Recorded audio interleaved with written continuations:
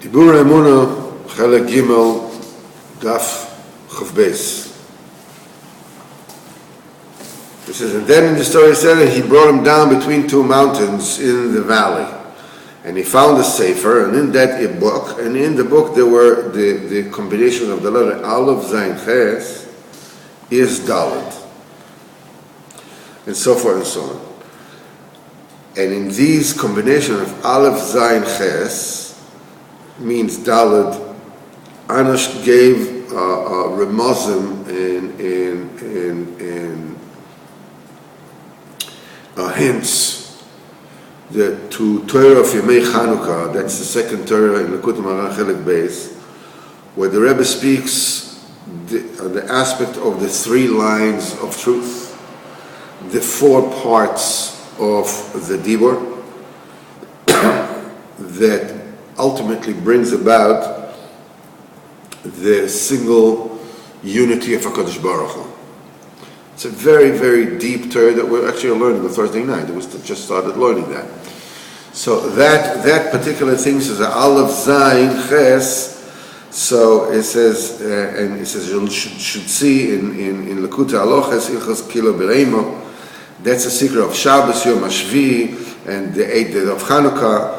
And this is Aleph, means Achdus, the unity, singularity. Zayin is Shabbos. Ches is the 8th day of Chanukah. Daled is the four parts of the Dibur, of the talk, as we'll learn over there. Milvad, in the sense, there's many mysteries that lie in that particular thing, which is Aleph, Zayin, Ches is Daled, v'chula, v'chula, v'chula. In other words, there's an immense mystery in that Aleph, Zayin, Ches is Daled, which are the letters that he saw in this sefer. And he says like this, and it was drawn in this sefer, there were pictures of the Kalim, and in the Kalim there were letters. And in the Kalim there were letters, and there were also in the Kalim, not only were there letters, but there were also the letters of tools, of Kalim, with which you can make the Kalim. In other words, you have a Kali, and inside you have the letters. And not only the letters, as we know, the Dibur, because Baruch created everything with the Dibur. It is with letters that he created everything. Now, to create Kalim, you need Kalim. To create tools, to make tools, you need tools for that. Right? So it says not only did the Kalim contain the letters, they also contained the letters of the tools with which you created those Kalim. In other words, it's a fractal principle. Talking about like all the spheres contain all the spheres. And the Baal Habayit had a tremendous cheshek to learn that sefer. But then he looked and he saw, bam, he was back in his own house. Then he looked back and he's there again between those two mountains. Says the Rebbe here again teaches us a very important lesson in Musa Haskell on the changes and the flip-flops that happen in the life of a person. Here, the tzaddik has elevated him to a madrega over these two mountains that we're talking about, the highest madregas possible. That's the highest madregas possible. And he also show him a sefer with the kalim and the oisius that we're talking about, cerebral hasagas, intellectual hasagas that like practically unthinkable that he was zeicher to attain through the tzaddik. Way beyond the world, way beyond, day-to-day reality. It's like all kinds of hasagas. And not only this, but the Baal Habayit also was zeicher to cheshek to learn in this sefer, this unbelievable sefer. Nevertheless, he looks around him and he makes a cheshbon nefesh. The question is, why did he look back to see that he's in his own house? Right? It's a question. When you read the story, You're just fascinated by, he looks here, boom, he's here, looks there, boom, he's there. You're like, but the question is, I didn't think about it until this moment, He sees the Sefer, he sees this unbelievable thing. He wants to learn the Sefer. Why does he look back and he sees himself in his house again? Why don't you just go ahead and start learning the Sefer? Make chavrus and start learning. What are you looking back? Somebody says, no. This is a mila. He says, he still looks around, he makes a cheshbon nefesh, and immediately he sees it in his own very crude, very materialistic home. Because the tzaddik, the koach of the tzaddik is so great that he can elevate his stomach to such an unbelievable level, higher than high.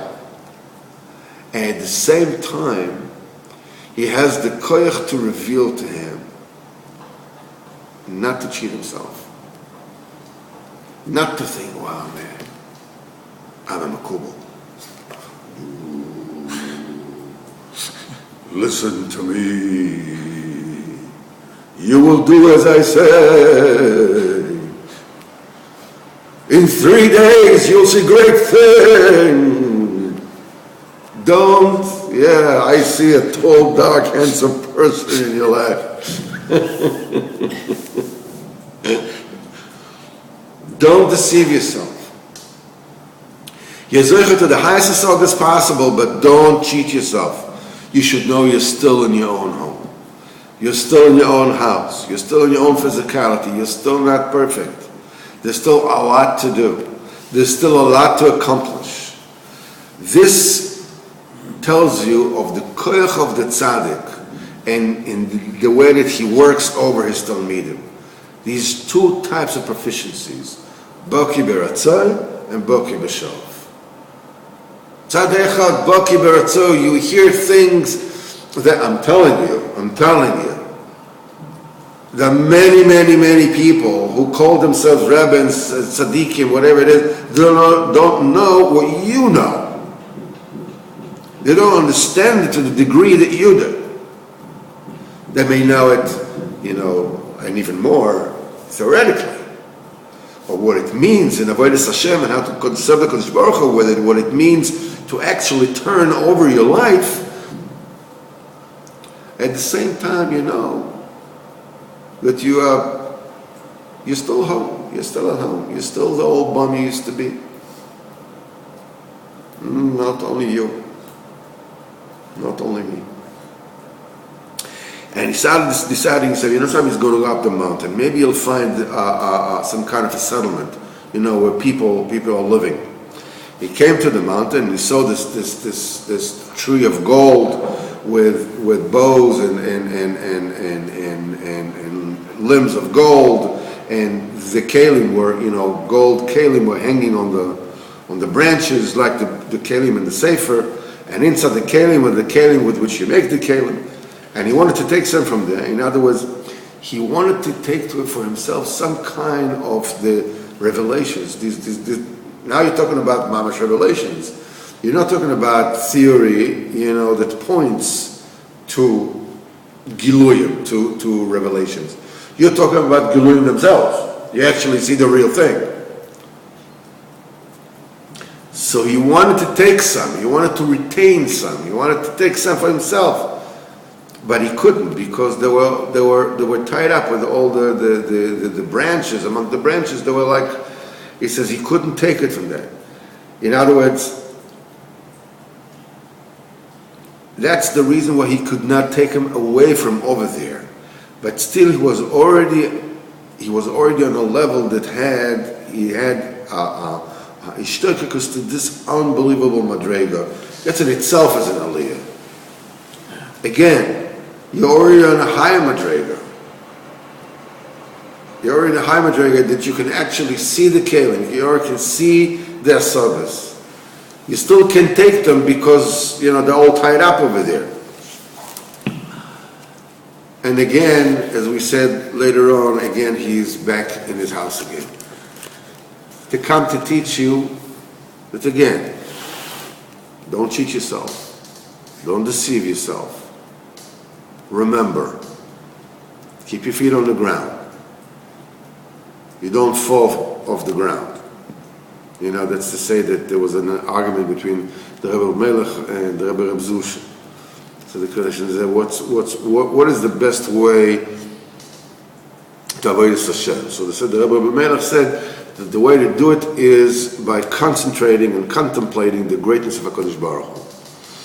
And the Rebbe Zusha said that the way to go is to look at his own lowliness, how low I am. So they couldn't come to an agreement. So they came to the Maggid and they asked him, says, which way is the right way? So he said, they're both right.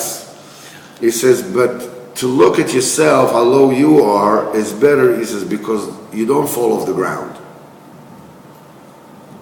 You know, you climb up, you can fall, but from the ground, you know, when you look at yourself, how low you are, from this you don't fall off. And Achinami, he's talking about such big tzaddikim, you know, if you only think about that, if you only think about how low you are, you can fall to the Atzis, you can fall to Yush. You know, you need both things. You know, that's why he didn't say, no, that's the one that's right. They're both right. But you should begin with, remember who you are. Remember who you are.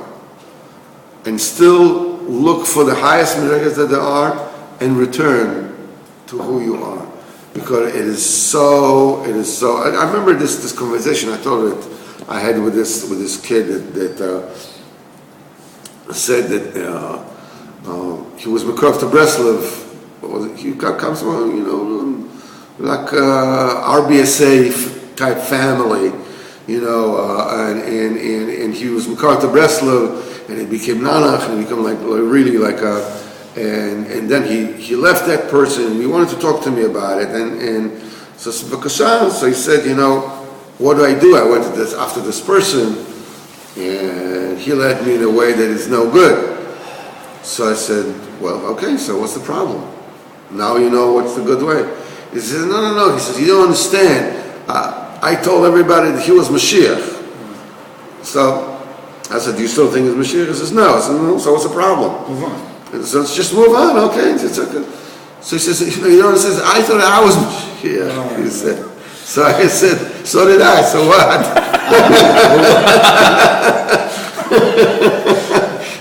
Do you still think that you're Mashiach? He says, no. I said, so what's the problem? Keep on going on. Everybody has to go through these stages. You touch these madrigas, you touch these asagas, that unbedingt you think that you're at least Mashiach, at least. In fact, you know, Mashiach actually works for you. Yeah. He's your employee. And he's only working on an hourly basis, you know, he doesn't even have kvias by you. It's later on that you realize, when you really get in, that you realize that you never left home. Yeah. You know, but that's the way things go. It's a shame to be.